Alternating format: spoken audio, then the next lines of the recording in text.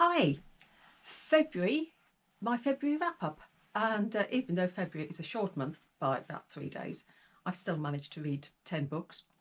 A little bit of a cheat maybe, because a couple of them were children's books, so they are teeny tiny really and quite easy to whip through.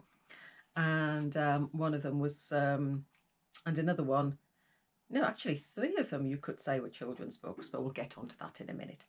And another one was a quite short book. So 10 books does sound very good, but when you think that it's sort of 2.5 children's books and a short one, maybe, maybe I'm not quite as good as I thought I was. I read 4 books that were sent to me by Netgalley this month. So I'll start with those. So the first one I read was a picture book called Song of the Redwing, and it was a lovely book about the wildlife of the marshes, and it's seen through the eyes of a red-winged blackbird. This book is set in America, so although I'm in the UK and we haven't got red-winged blackbirds, it doesn't matter because the book itself, the illustrations are gorgeous. And the whole book is in rhyming couplets. So it's ideal to read with children because they love the repetition. And, the more that you read them, you find that they're sort of saying the last words of the lines, and it'd be a lovely book to read. So that was the first one. The second book by Netgalley was Circus of Wonders by Elizabeth Macneal. And that was absolutely terrific. I haven't read her The Doll Factory. It is now on my wish list. And this one is all to do with Victorian freak shows, and we have the story of Nell, who is covered in birthmarks and is described as a leopard girl, and she gets sold to the circus by her father. And it's her story, and it is tremendous.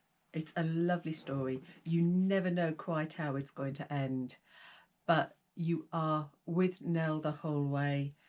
It's a book with a bittersweet ending, and yeah, you will love it. If you like a bit of Victorian historical fantasy books type thing, you will absolutely love this. And the thing about it is that it doesn't focus on the freaks as freaks is a dreadful word. I apologise for using it, but it doesn't focus on their disabilities. You see them as people with their own ambitions, their own challenges, and it's a tremendous read. My fourth Netgalley book this is the one that is or isn't it a children's book? It's a retelling of Aladdin, and it's in the Disney Whole New World series, and the Twisted Tales. And it's if Aladdin never had the lamp, if Jafar had found the lamp, and everything that would have gone on with that. And you have Aladdin and Jasmine together with all the street rats battling Jafar. And it's an interesting read. I enjoyed it, but give me the old Aladdin cartoon character. I much prefer that one. My fourth Netgalley was one I finished only a few days ago, Sweet Sweet Revenge Limited by Jonas, who wrote The 100-Year Man Who Climbed Out of the Window and Disappeared. I had been hoping that one, the Sweet Sweet Revenge, would live up to the love I had for The 100-Year-Old Man, because that was a tremendous book. Yes and no for this one. There are some laugh out loud moments. There are some great moments. The centre of the book keeps you hooked because you keep turning the pages, or in the case of a Kindle, swiping the pages, and it keeps you going. And the situations and the characters are super. The beginning and the ending of the book I wasn't too keen on, but on the whole, the middle book is the whole reason to buy it, in my opinion. So those were the 4 Netgalley books that I was sent for review. Other books that I read this month, I read The Old Man and His Sons by Heðin Brú, and it's a story that was in Faroese and was translated, and it was written in the 1940s, and it's the story of the conflict between the old ways and the new ways, sort of the traditional life and modern life.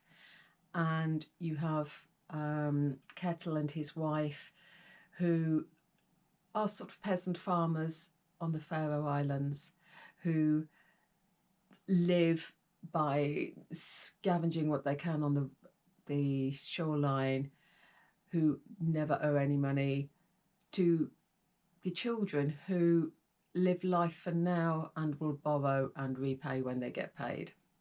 A lifestyle that Kettle just cannot comprehend. And he's almost disappointed with his children because they have got this lifestyle.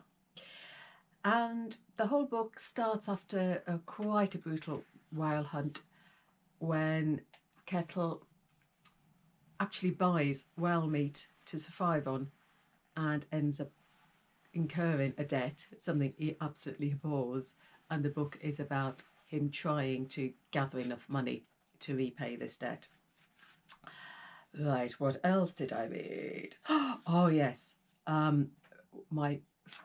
this is my favourite book of the month, and it goes right up there, and it is I Am by Maggie O'Farrell, and it's a memoir of 17 times when she had brushes with death. It sounds very dramatic. Some of them are sort of just dangerous situations. Some of them relate to family. But it is an absolutely magical read. It's powerful. It's emotional. It's about the complexities of life and the danger that is close to us all, how we're all vulnerable. And I just absolutely loved it. Her language is so poetic. It's so descriptive. And at times you are there with her. There's a certain chapter when your hairs on the back of your neck stand on end because it is just so descriptive. It is my book of the month. It might even be my book of the year. We'll see. I've got another 10 months to go yet, but that was I Am by Maggie O'Farrell. Absolutely brilliant. What else? I also read. I missed one of these Netgalley books out. There must have been 5 Netgalley books. Another children's book, The Magic Place by Chris Wormell, and that's about again in a Victorian landscape, about a little girl, Clementine, who lives with her evil aunt and uncle, who are villains, first-class villains, and we all like children's stories where the villains get their comeuppance. And Nell has never seen the world. She's never even set foot outside the house. She is, for the most part, locked in her cellar room with a bed and nothing else, and a cat occasionally who pops in and out, but you're never quite sure how he gets in and out of the house. And it's her story, and you've got tremendous villains and you've got some beautiful illustrations, and it's one of these books where you need to read it aloud. It's one of these books where you can have a dialogue with the child as you're reading it, because the author, the writer, he gets the child's attention. He's got questions in the book. Well, do you remember that bit? Or can you see this? And he points them to the illustrations in the book. Well, can you find the cat? Can you find this? Can you spot? And it's getting the child to talk as well as listening. The child is there engaging, and you can have this dialogue. So it's a tremendous book, and that's The Magic Place. Now, what was I talking about? I can't remember now. Yeah, another Kindle book that I read, John Boyne. I love John Boyne.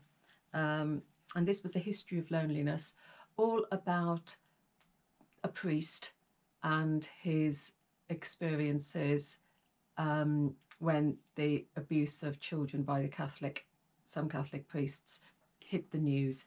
And it's his story from when he entered the seminary at the age of 17 to being sort of up to his 60s. And his experiences and his loneliness, really.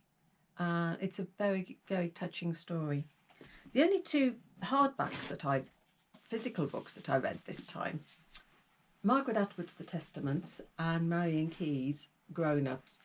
The Testaments, I suppose the follow-up to The Handmaid's Tale. Oh, I enjoyed it to a certain part. I didn't learn any more about Gilead than I did from The Handmaid's Tale. Loved The Handmaid's Tale, the dystopian landscape that it depicted. This, you are taken back to Gilead, but you don't learn anything else about it. It's told in 3 narratives by Aunt Lydia and 2 teenage girls, one who is in Gilead and one who isn't. And so at times I felt that I was reading a bit of a young adult romance, a young adult story, because I didn't engage with the 2 teenage girls. And Lydia, you learn more about Aunt Lydia than you ever did in The Handmaid's Tale, and it's her that carries the story. I was a little bit disappointed after The Handmaid's Tale, but yeah, I enjoyed it more or less. Like Marian Keyes, growing up, I'd never read any of Marian Keyes before, and this is one of her dysfunctional family sagas, and it's set in Ireland, and it's all about an Irish family, Johnny Casey, his 2 brothers, Ed, Liam, and their wives. And the whole story starts when Cara, the wife of Ed, because she's had a knock on the head and has got a bit of concussion, she spills all the family secrets at Johnny's 50th birthday party and creates absolute mayhem. And that's where the book starts. That's the first chapter. And then it goes back 6 months before the party, 5 months, 4 months, and you learn about everything that's building up to this family 50th birthday party, and then the aftermath. Brilliant characters. I loved them. My favourite character was Cara, definitely. Great family saga. I'd never read any of Marian Keyes before, and yeah, I'll pick up another one of hers another time. So have I now told you about all the books that I read in February? Yes, I have. So that was my February wrap-up. Let me know in the comments whether you've read any of these and what you thought of them. Some of the Netgalley ones, they haven't been published yet. They're due out in the next couple of months. So they're ones to look out for as well. So, you know the procedure. If you like the video, tick like, subscribe, notification bell, whatever. And I'll see you next time. So happy reading. Bye.